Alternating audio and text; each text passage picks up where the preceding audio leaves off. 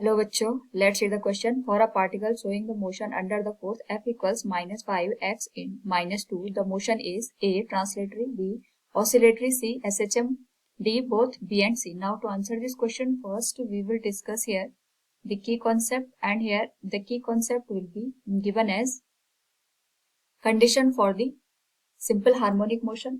तो जब भी हम सिंपल हार्मोनिक मोशन की बात करते हैं, इसमें हम रिस्टोरिंग फोर्स का कॉन्सेप्ट लेते हैं, जिसमें हम देखते हैं कि जो अप्लाइड फोर्स होता है वो हमेशा रिस्टोरिंग फोर्स के जस्ट अपोजिट डायरेक्शन में लगता है. सपोज ये हमारे पास यहाँ पे स्प्रिंग है, हमने इस पे एक्सटर्नल फोर्स लगाया इस डायरेक्शन में, तो इसके जस्ट अपोजिट डायरेक्शन में यहाँ पे जो हमारे पास स्प्रिंग है, इसके अंदर टेंडेंसी होती है इसको अपनी ओरिजिनल पोजिशन में लाने की, जिसको हम यहाँ पे रिस्टोरिंग फोर्स का नाम देते हैं.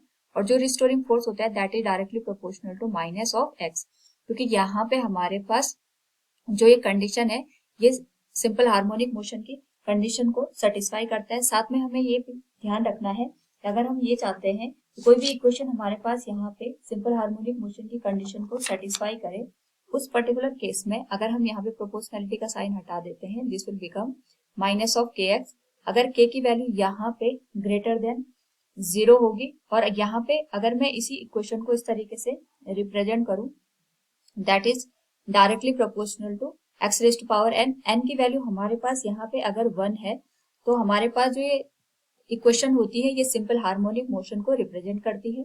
अगर हम यहाँ पे के की वैल्यू ग्रेटर देन 0 लेते हैं, और यहाँ पे जो एन की वैल्यू होती है ये हमारे पास ऑड नंबर में आती है, उस केस में हम यहाँ पे इसको ऑसिलेटरी मोशन कंसिडर करते हैं. और अगर हमारे पास यहाँ पे के की वैल्यू या तो ग्रेटर देन 1 है, और या तो के की वैल्यू हमारे पास लेस देन 1 है, लेकिन जो एन की वैल्यू है ये हमारे पास यहाँ पे इवन है, इस पर्टिकुलर केस में हमारे पास जो मोशन होता है ये ट्रांसलेटरी मोशन कंसिडर किया जाता है.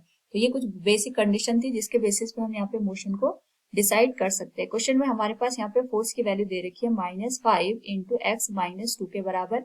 इस क्वेश्चन में हमसे पूछा गया कि कौन सा ही मोशन कर रहा होगा. यहाँ पे अगर हम ऑब्जर्व करें तो हमारे पास जो प्रोपोर्शनलिटी का साइन है उसके प्लेस पे हमने यहाँ पे जो के की वैल्यू है अगर हम कंपेयर करें, तो जो के की वैल्यू है ये 5 के बराबर है, and which is greater than 0, ये 0 से ग्रेटर है. तो ये दोनों कंडीशन हमारे पास सेटिस्फाई हो रही है. यहाँ पे अगर हम ऑब्जर्व करें तो जो x है हमारे पास, इसकी जो पावर है ये 1 के बराबर है, यानी f is directly proportional to minus of x raise to power 1. 1 यहाँ पे अपने आप में एक ऑड नंबर को इंडिकेट कर रहा है, और साथ में यहाँ पे n की जो वैल्यू है ये 1 है, यानी हमारे पास जो मोशन है ये SHM होने के साथ साथ यहाँ पे ऑसिलेटरी भी है. तो अगर हम यहाँ पे क्वेश्चन के ऑप्शंस को देखते हैं तो we can say here the motion is oscillatory and it is also performing the SHM. So both B and C are true. Option D will be the right answer. Hopefully you understood it. Thank you and best of luck.